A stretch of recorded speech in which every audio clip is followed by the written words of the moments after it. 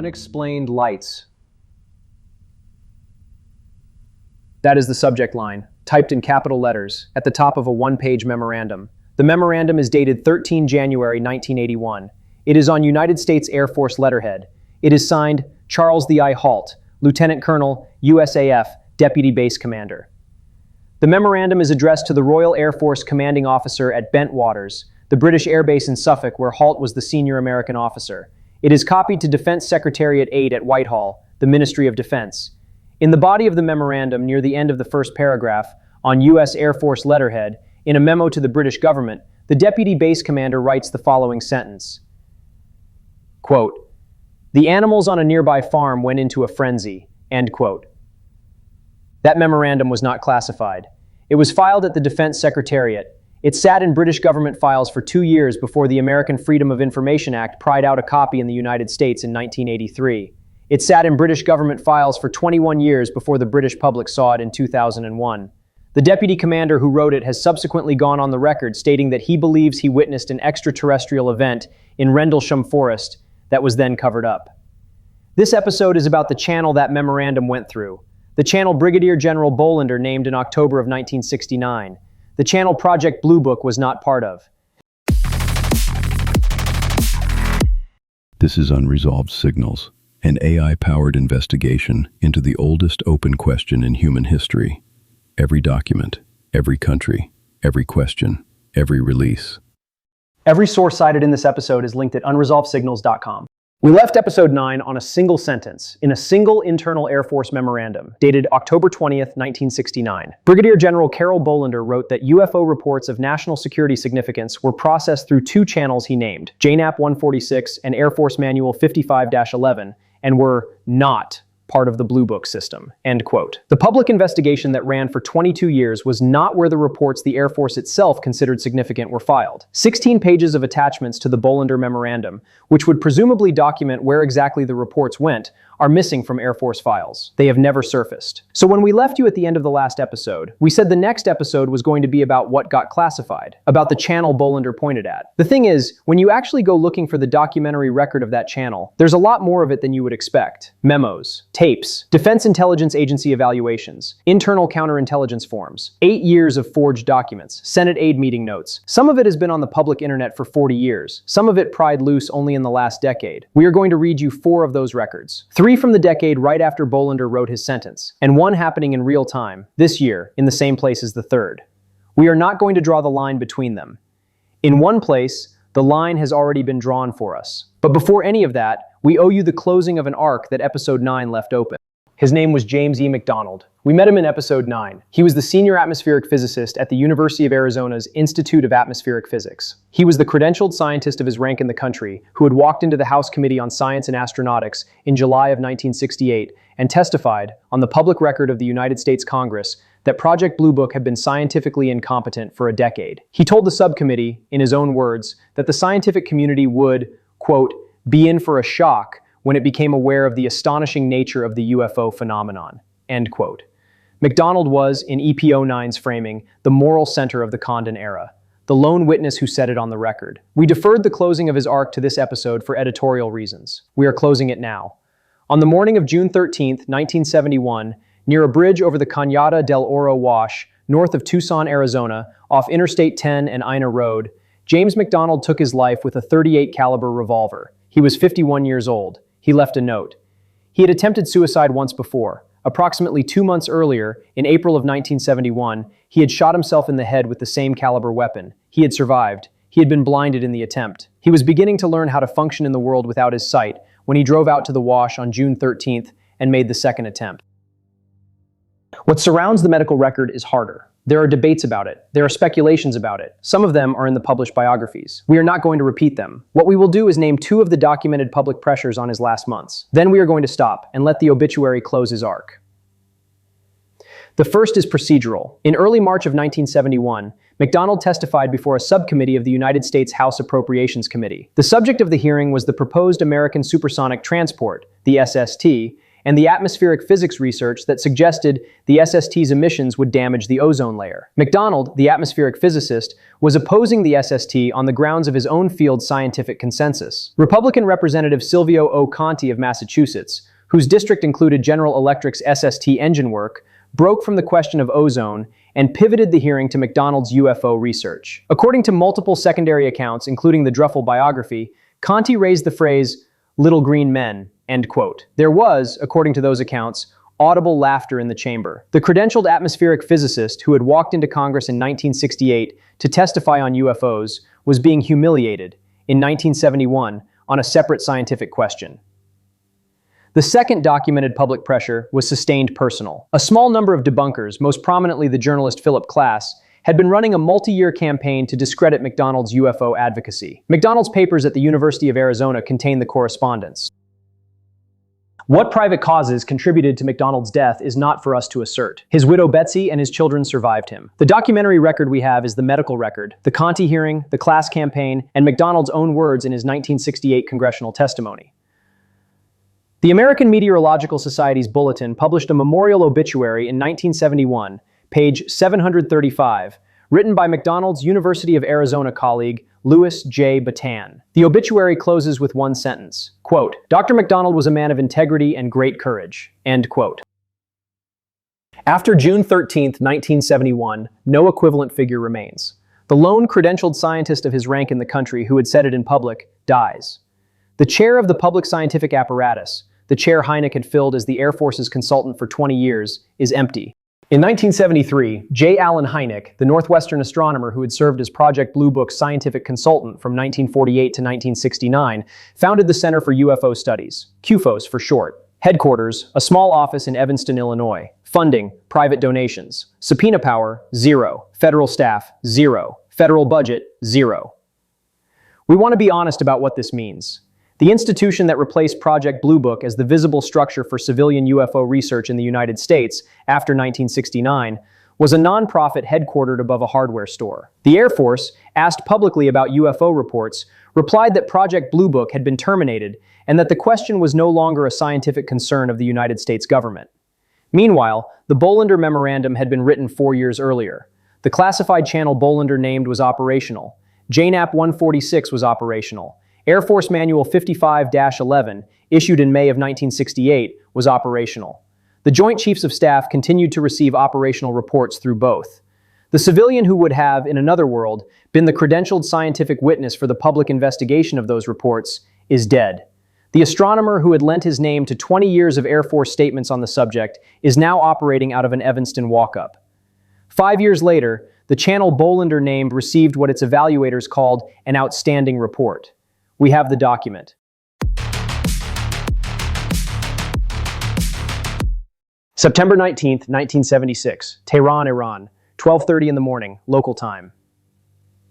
The Iranian Air Force command post receives 4 telephone calls from citizens in the Shamiran neighborhood of Tehran, reporting strange objects in the sky. The duty officer calls Mehrabad Airport Tower, which reports no air traffic in the area. He tells the citizens it is probably just stars.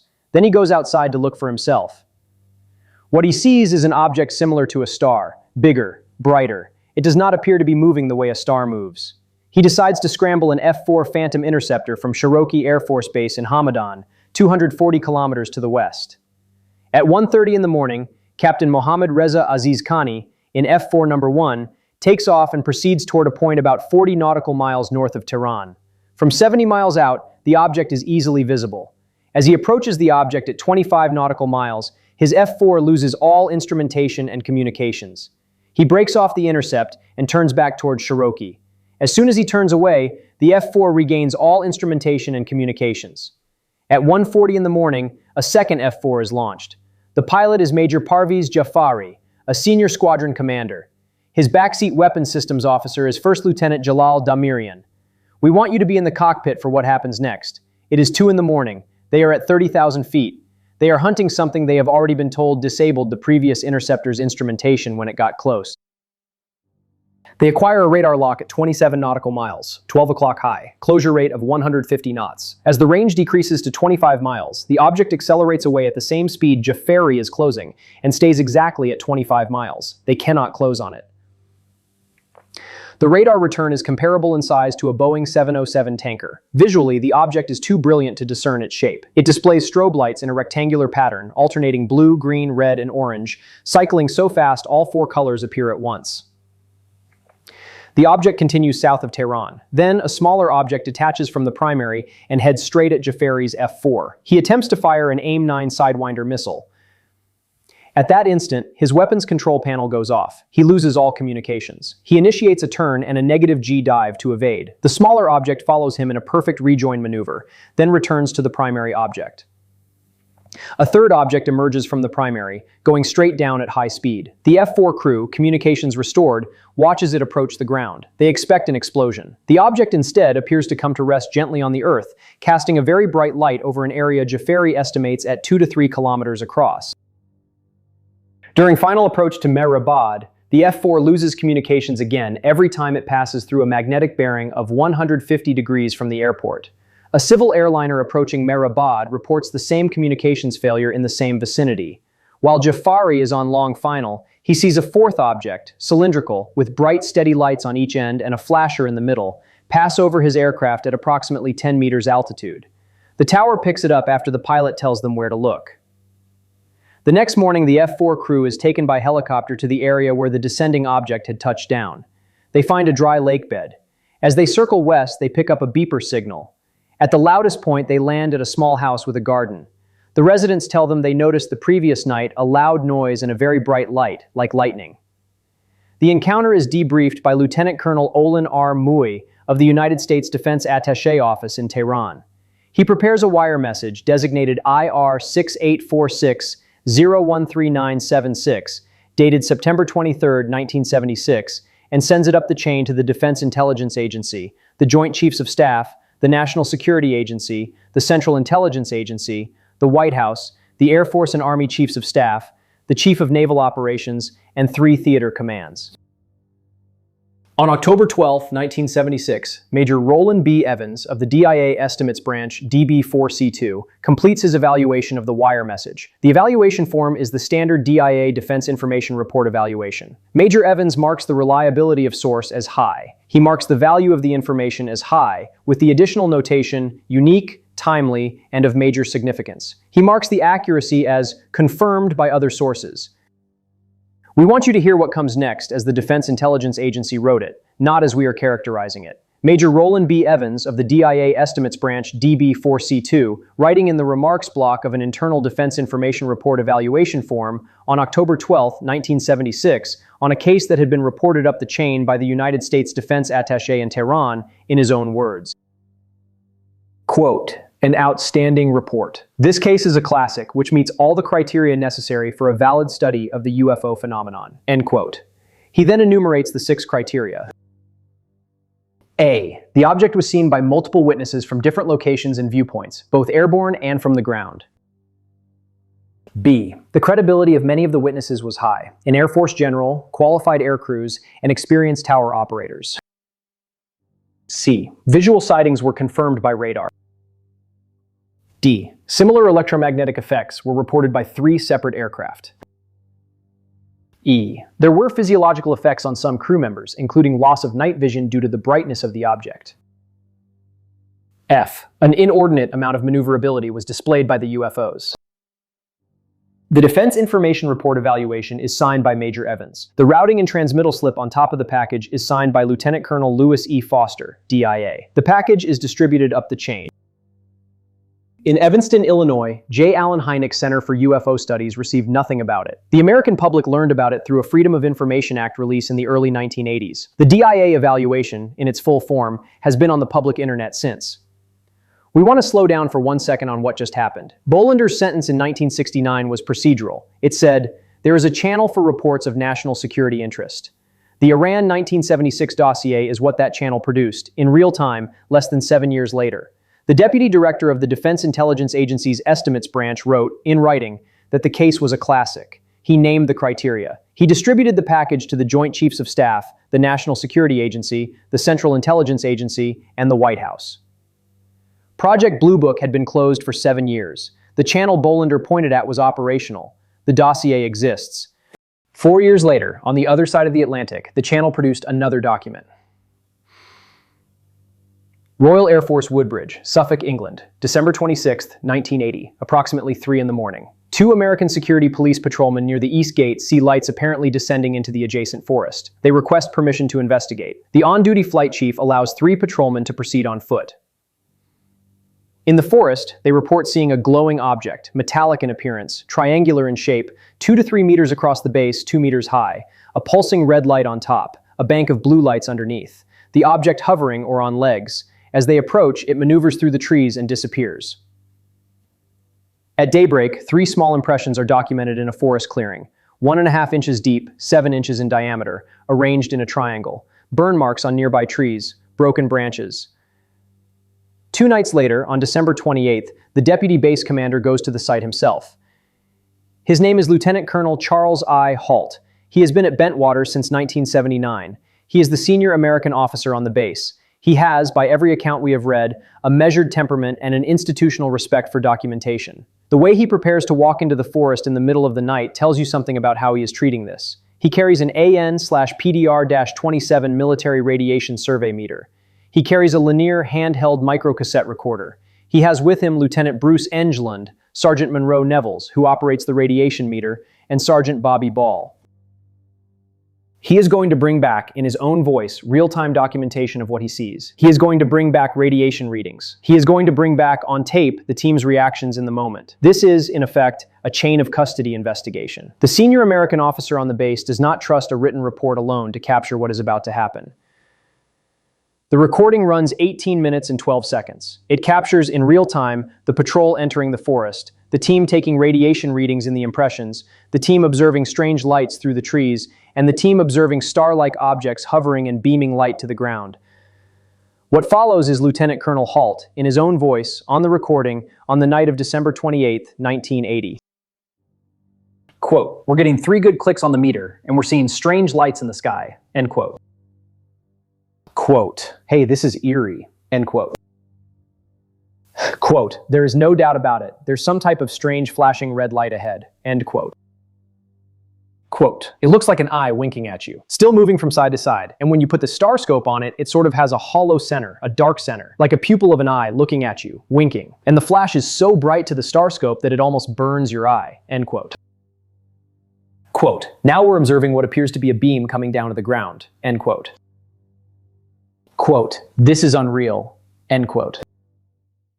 On January 13, 1981, Halt typed up a 1-page memorandum addressed to the Royal Air Force commanding officer, copied to Defense Secretariat 8 at Whitehall, titled Unexplained Lights.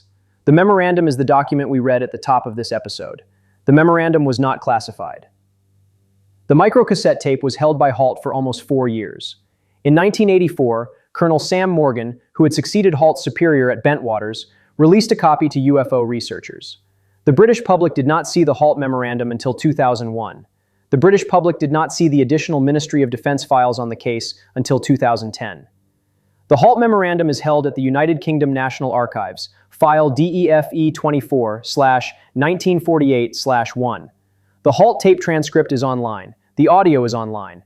The Royal Air Force Deputy Base Commander, in his own voice, on tape, can be heard by anyone calling the meter readings, observing the lights, and saying, "This is unreal." 2 cases, one in Iran, one in England, one a DIA evaluation, one a US Air Force memo to the British MOD, 4 years apart. Both, by the documentary record, processed through channels that were not Project Blue Book. Project Blue Book had been closed for 11 years when Halt walked into Rendlesham Forest with a radiation meter and a recorder. These are the cases the Bolender Memorandum predicted, made real on paper. They are the documentary record that the channel Bolender named was operational, abroad and in Allied territory. What the channel did to a US citizen on US soil in the same period is the next case.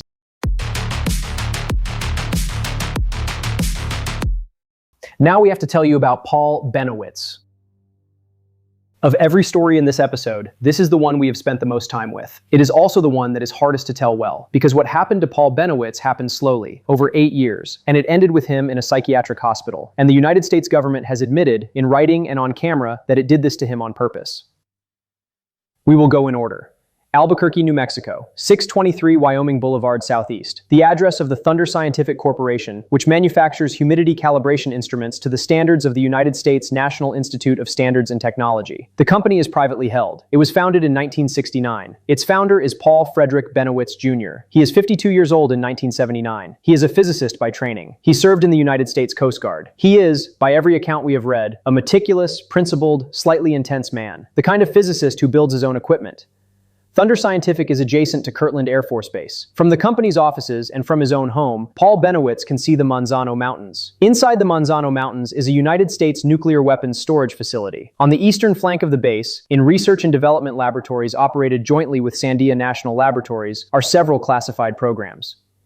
In 1979, Bentwaters begins picking up unusual electromagnetic activity from the direction of the base. He builds his own radio monitoring equipment. He begins photographing strange lights over the Manzano area. He believes he is observing UFO activity. He is not. He is observing a classified National Security Agency electronic warfare program based at Kirtland. The program is, by its nature, sensitive to civilian observation. Bentwaters, who is the kind of physicist who builds his own equipment, has accidentally pointed a radio receiver at one of the most classified American electronic warfare programs of the era. He does not know that. What he knows is that he is seeing things he can prove with his own instruments, and that no one is willing to investigate them with him. He thinks he is watching UFOs. He files reports. He contacts senators. He contacts the local press. He contacts the Air Force Office of Special Investigations at Kirtland. The Air Force Office of Special Investigations responds. On July of 1980, an AFOSI special agent named Richard C. Doty delivers a forged anonymous letter to a civilian UFO research organization called APRO, the Aerial Phenomena Research Organization. The letter claims a Civil Air Patrol cadet named Craig R. Weitzel photographed a UAP near Pecos, New Mexico, and was visited by a man purporting to be from Sandia Laboratories who demanded the photographs. The cadet's underlying real sighting had been reported to Sergeant Doty. The letter, by Doty's own subsequent admission, was disinformation, designed to test whether APRO would cooperate with AFOSI as an asset that would feed information back about Bentwaters. On November 17, 1980, Doty hand-delivers a forged document to Bentwaters himself. The document is a fake AFOSI teletype. It contains the earliest documented use, in any AFOSI fabricated material, of the phrase MJ-12. The fictitious MJ-12 control group, which would later become the central artifact of the entire MJ-12 mythos, was first introduced into public circulation, by name, in a document forged by an AFOSI counterintelligence officer at Kirtland Air Force Base, hand-delivered to a civilian physicist in November of 1980. On March 2, 1981, Doty delivers a sanitized version of the same forged document to William Moore, a civilian UFO researcher, with instructions to pass it on to Bentwaters. Moore later admits, on the public record, at a MUFON symposium in Las Vegas in 1989, that he did so. Over the next 8 years, Doty and AFOSI feed Bentwaters a sustained stream of forged documents. The documents describe an underground alien base at Dulce, New Mexico. They describe a war between United States military personnel and extraterrestrial entities. They describe cattle mutilations as alien medical experiments. They describe extraterrestrial bases under United States soil. None of it is real. All of it is Doty's fabrication, executed with AFOSI institutional support, for the purpose of redirecting Bentwaters' attention away from what he had actually been observing, the classified National Security Agency program. On July 30th, 1981, an event occurs that produces the single hardest-edged piece of paper in this entire story. United States Senator Pete Domenici, Republican of New Mexico, personally goes to Kirtland Air Force Base. He is there to ask the Air Force Office of Special Investigations about the Bentwaters investigation. Bentwaters, by this point, had contacted both Senator Domenici and Senator Harrison Schmitt about the Manzano sightings. Domenici took the call seriously enough to drive to the base. An AFOSI form documents the meeting that day between Special Agent Richard C. Doty and an aide to Senator Domenici, identified on the form as T. Rios. According to the form, Doty informs T. Rios that there is no AFOSI investigation of Paul Bentwaters. We have to stop here. At the moment Doty made that statement, in writing, to a sitting United States Senator's aide, on a senator's official inquiry, Doty had been running an active 8-month-old AFOSI counterintelligence operation against Paul Bentwaters. He had personally initiated it. he had personally hand-delivered at least 2 forged United States government documents to Bentwaters. The forged documents contain the seed of what would later become the entire MJ-12 mythos. An AFOSI special agent, misled. A United States senator, by name, in writing, about an operation against a U.S. citizen. That AFOSI form, dated July 30th, 1981, is in the public record. It has been declassified. It is reproduced in published academic and journalistic accounts. Now imagine what was happening to Bentwaters.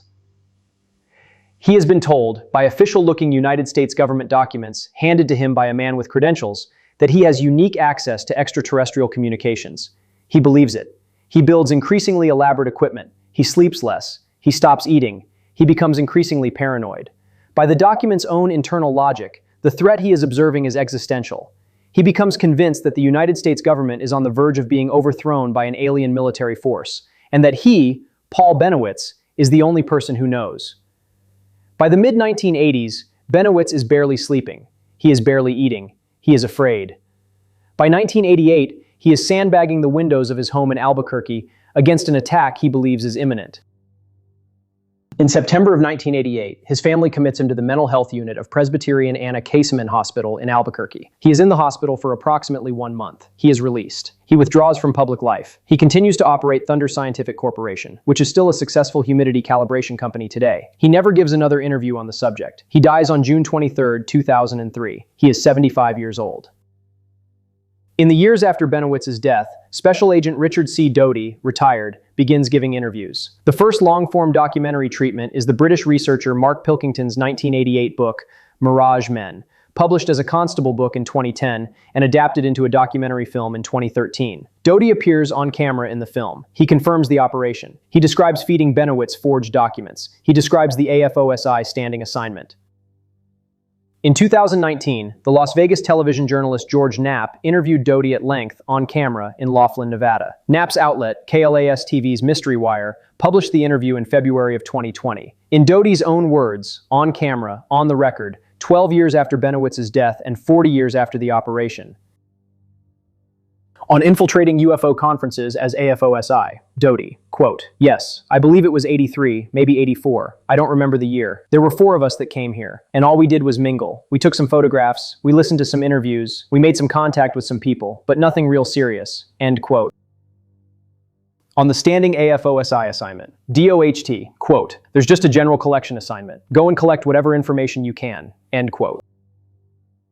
On whether protecting national security programs justified the operation against Bentwaters, DOD, quote, "Absolutely," end quote. One word, absolutely. From the named AFOSI counterintelligence officer who ran the operation, on camera, on the record. The classified National Security Agency program at Kirtland, the program Bentwaters had originally been observing without knowing what he was observing, has never been publicly identified. It remains classified. The forged Aquarius teletype that DOT hand-delivered to Bentwaters on November 17, 1980, sits today in the archives of multiple UFO research organizations, including in Greg Bishop's 2005 book, Project Beta. It is the source document of the entire MJ-12 conspiracy. Its author, by his own admission, was a counterintelligence officer in the Air Force Office of Special Investigations. Its purpose, by his own admission, was to confuse a U.S. citizen who had accidentally pointed a radio at a classified program.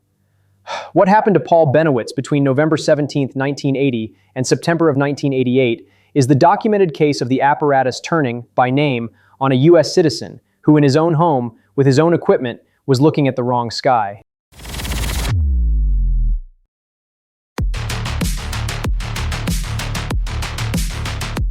You have been listening to Unresolved Signals.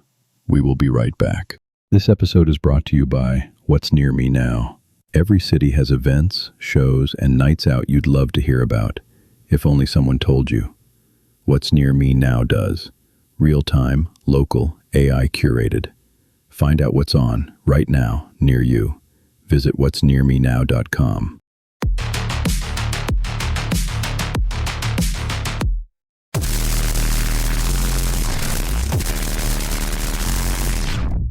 We do not draw the line we are about to lay down. The line, in places, has already been drawn for us by the public record. Our job here is to lay the records side by side and let the audience hold both of them at once.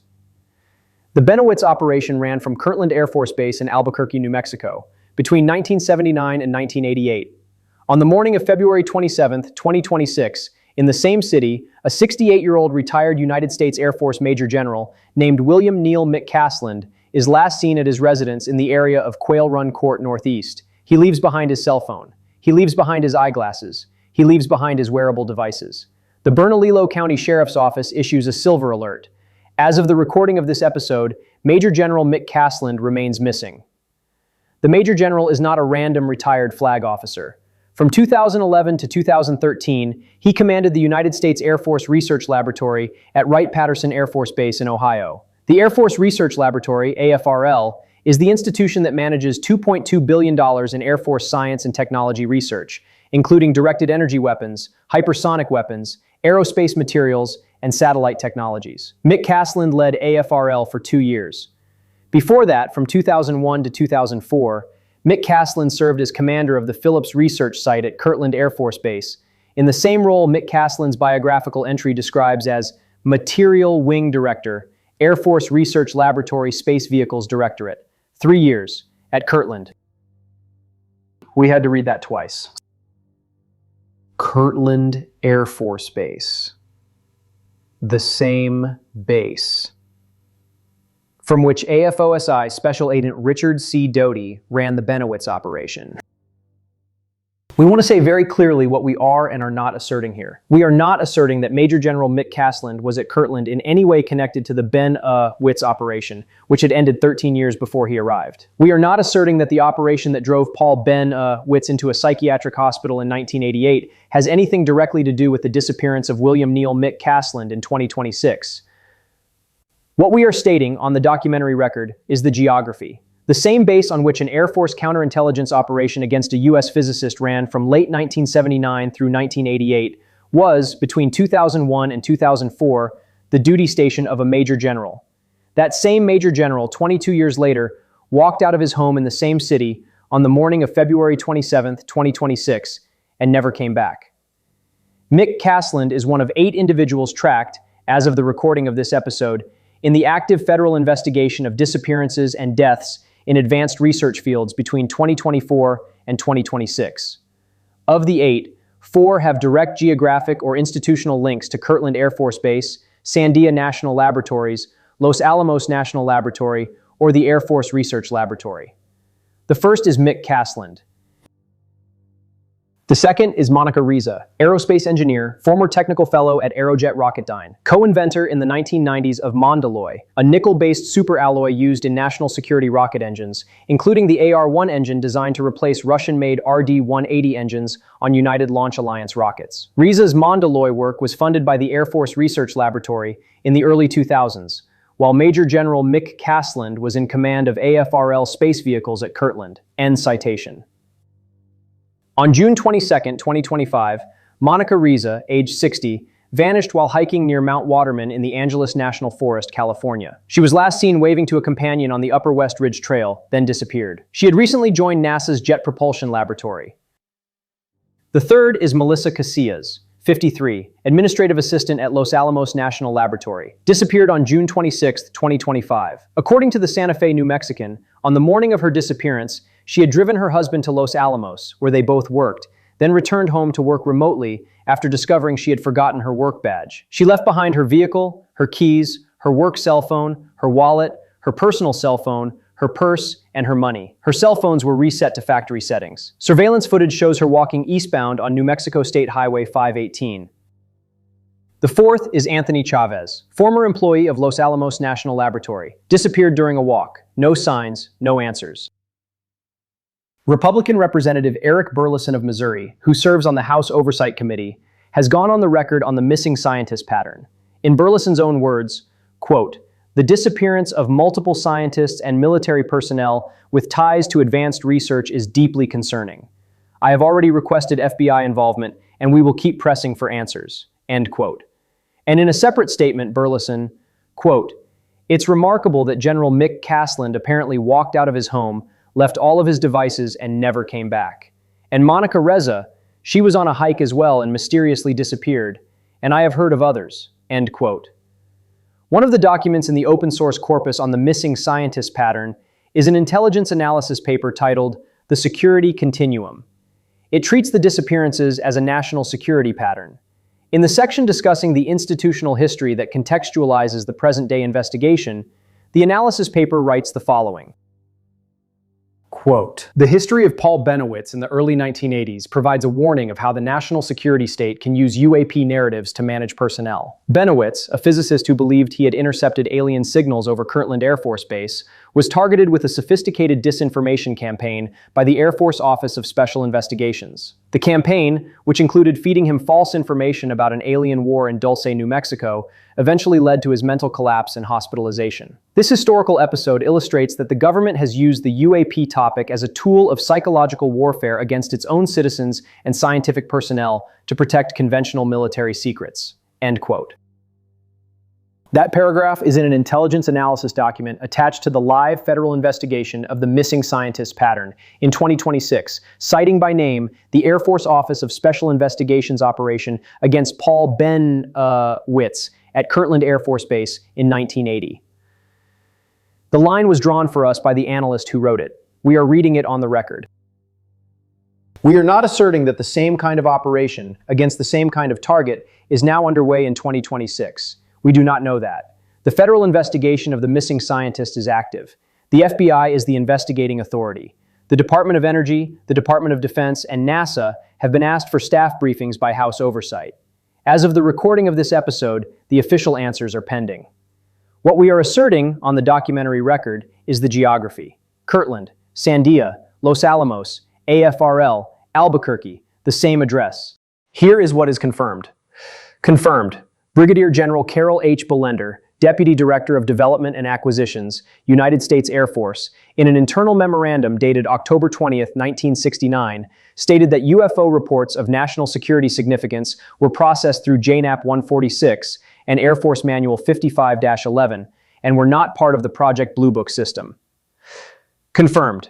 On June 13th, 1971, Dr. James E. McDonald, senior atmospheric physicist at the University of Arizona's Institute of Atmospheric Physics, took his life with a .38 caliber revolver near a bridge over the Cañada del Oro Wash, north of Tucson, Arizona.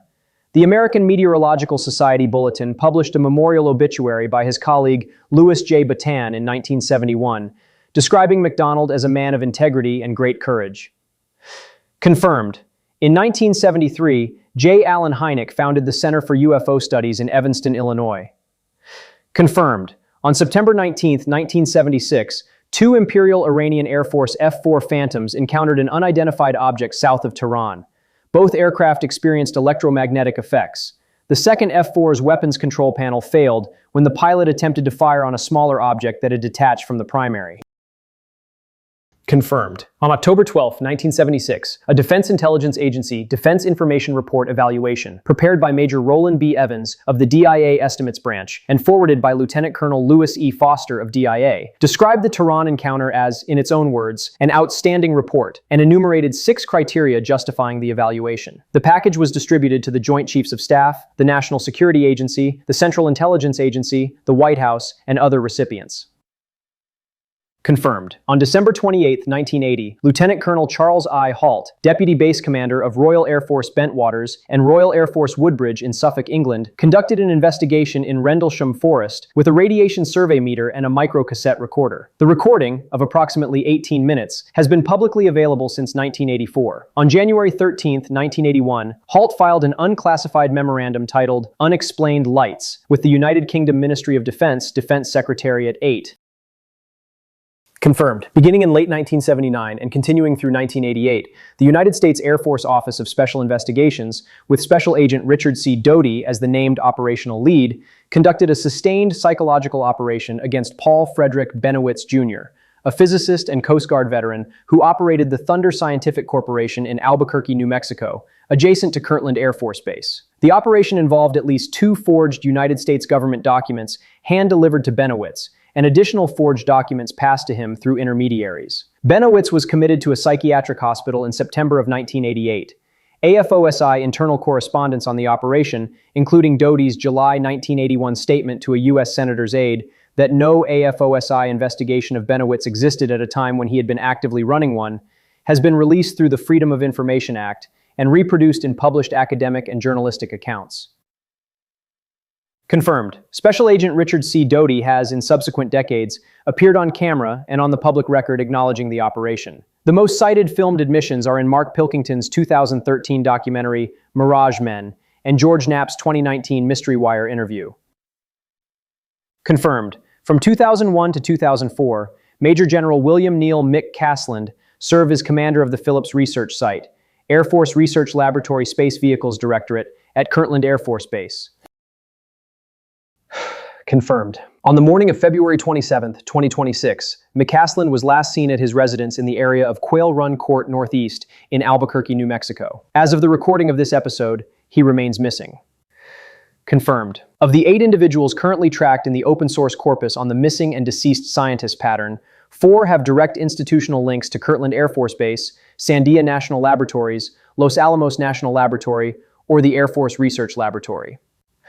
Confirmed. An intelligence analysis paper attached to the present-day investigation, titled The Security Continuum, explicitly cites the AFOSI Bentwaters operation of 1980 as the documentary precedent for the kind of risk environment its analysis is describing. Here is what we do not know.